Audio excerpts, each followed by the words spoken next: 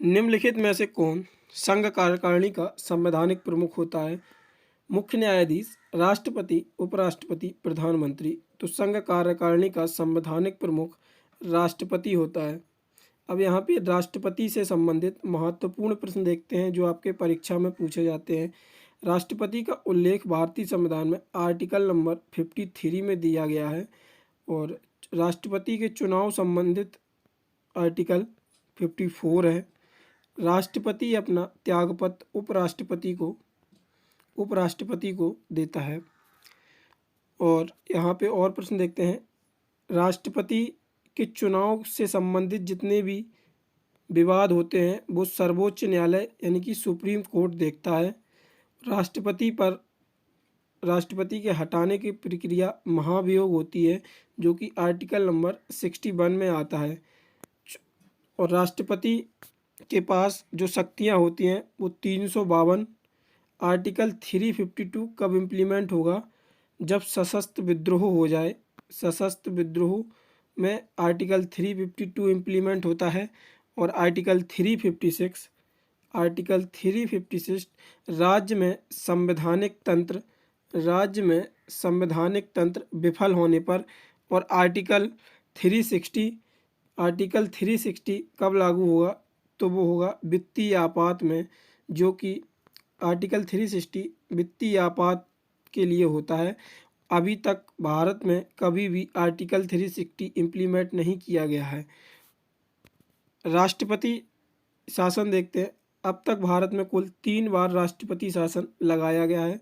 1962 में भारत और चीन के बीच युद्ध के दौरान और 1971 भारत और पाकिस्तान युद्ध के दौरान और 1975 में जो कि जून 75 में लगाया गया था इंदिरा गांधी के द्वारा।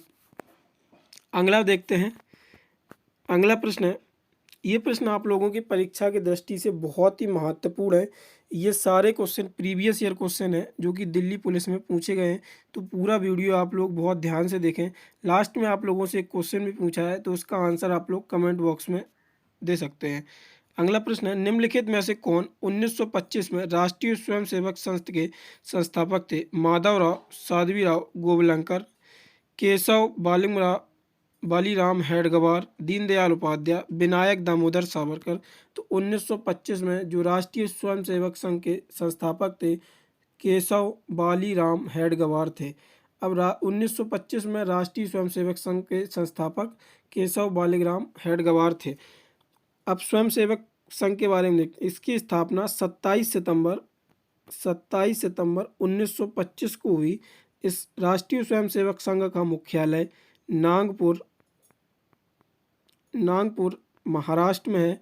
और वर्तमान में जो RSS या राष्ट्रीय स्वयंसेवक संघ के संचालक हैं वो हैं मोहन भागवत। ये थी इस प्रश्न से जानकारी। अगला प्रश्न देखते हैं। अगला प्रश्न है, बिहार की छठ पूजा किस देवता को समर्पित है? सूर्यदेव, विष्णुदेव, चंद्रदेव, इंद्रदेव। तो बिहार की छठ पूजा सूर्यदेव को समर्पित है। अगला प्रश्न देखते हैं। अगला प्रश्न है, वल्लभी प्रकार की इमारतें मंदिर वास्तुकला डैश शैली की एक प्रमुख उपशाखा है? नागर, होयसल, विजयनगर, द्रविड़। तो वल्लभी प्रकार की इमारतें नागर शैली की एक प्रमुख उपशाखा है। अब यहाँ पे देखते हैं नागर शैली के कुछ प्रमुख मंदिर। पहला मंदिर है कंदरिया महादेव मंदिर जो कि खजुराहो में है। कंदरिया महादेव मंदिर ये कहाँ पे है? खजुराहो में है। दूसरा मंदिर है लिंगराज मंदिर, लिंगराज टेम्पल। ये कहाँ पे है? ये है उड़ीसा में। अगला मंदिर है जगन्नाथ मंदिर। अगला मंदिर कौन सा है? अगला मंदिर है जगन्नाथ मंदिर। ये कहाँ पे है? पुरी में। और जो नेक्स्ट मंदिर है वो है खजुराहो के मंदिर। ये मध्य प्रदेश में स्थित है। अगला प्रश्न देखते हैं। अगला प्रश्न है, हिंद स्वराज के लेखक का नाम बताइए। MG Ranade, MK Gandhi, BD Savarkar, GD Gokhale. तो जो हिंद स्वराज के लेखक हैं वो MK गांधी यानी कि मोहनदास करमचंद गांधी हैं। अब एम के गांधी की कुछ प्रमुख पुस्तकें देखते हैं। तो इनकी पहली जो पुस्तक है वो है सत्य के साथ मेरे प्रयोग। कौन सी है? सत्य के साथ मेरे प्रयोग। दूसरी पुस्तक है इनकी Indian home rule. Indian home rule. ये कुछ इम्पोर्टेंट पुस्तक हैं एम के गांधी की।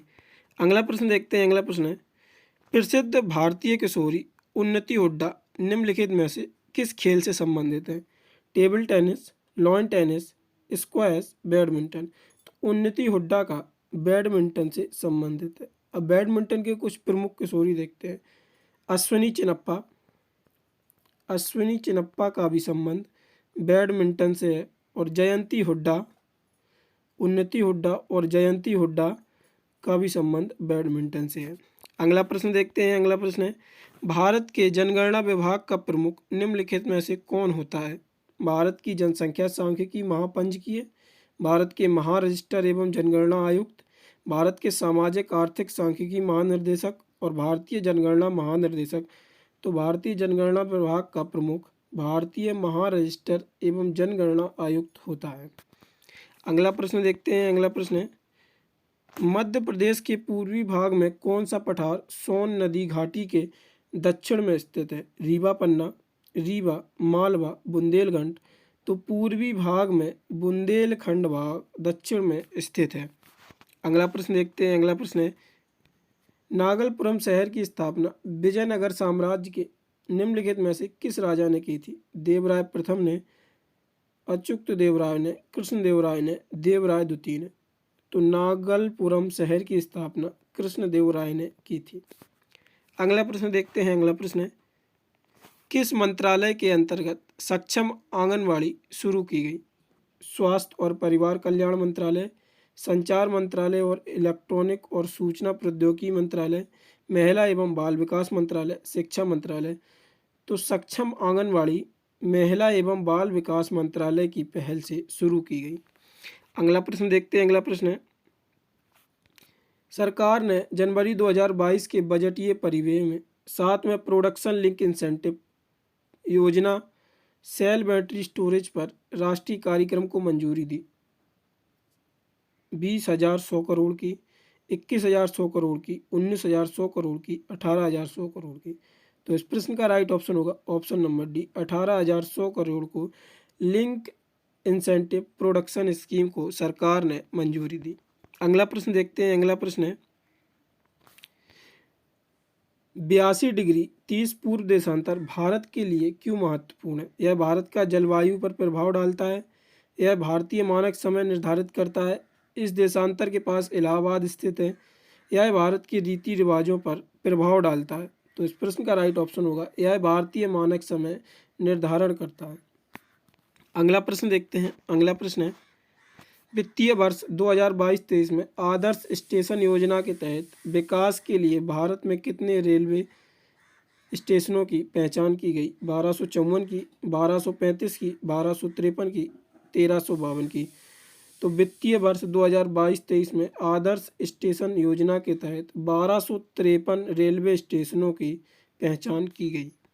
अगला प्रश्न देखते हैं। अगला प्रश्न है मौलिक कर्तव्य के बारे में निम्नलिखित में से कौन सा सही नहीं है? अधिकारों का उपभोग कर्तव्यों की पूर्ति पर निर्भर या सशर्त है। संविधान के 42वें संविधान संशोधन नागरिकों के मौलिक कर्तव्यों की एक सूची सम्मिलित की है। संविधान में कुल 11 मौलिक कर्तव्यों का उल्लेख है और इन कर्तव्यों में लागू करने के संबंध में संविधान कुछ नहीं करता। तो इस प्रश्न का राइट ऑप्शन होगा ऑप्शन नंबर ए, अधिकारों का उपभोग कर्तव्य की पूर्ति पर निर्भर या सशर्त है। तो इसका राइट ऑप्शन होगा ऑप्शन नंबर ए। अगर आप लोगों को वीडियो पसंद आ रही है तो वीडियो को लाइक ज़रूर करें और चैनल को सब्सक्राइब ज़रूर करें अगर आप लोगों ने अभी तक चैनल को सब्सक्राइब नहीं किया है, और अपने दोस्तों के साथ शेयर ज़रूर करें। हमें इससे और भी ज़्यादा मोटिवेशन मिलता है। अगर आप लोग किसी भी टॉपिक पर वीडियो चाहते हैं तो कमेंट बॉक्स में हमें ज़रूर बताएं। और आज की वीडियो का हम लाइक टारगेट रखते हैं 50+ लाइक्स का। तो चलते हैं नेक्स्ट प्रश्न पे। अगला प्रश्न है स्वतंत्र भारत में किस वर्ष का बजट कागज रहित बजट के रूप में पेश किया गया पहला बजट था?